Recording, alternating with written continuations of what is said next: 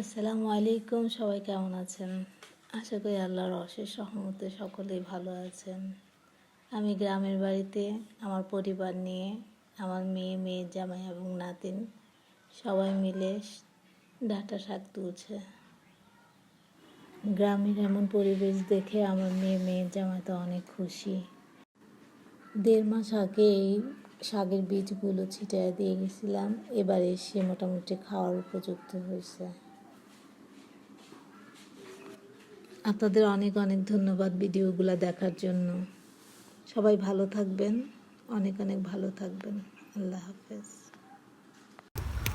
ছুরি দাদা, ছুরি দাদা, ছুরি দাদা।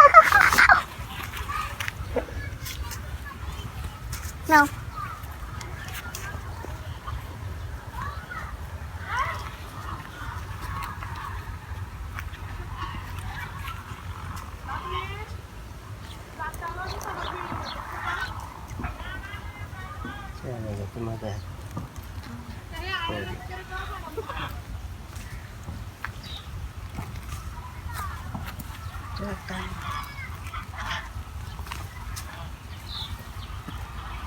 আম্মু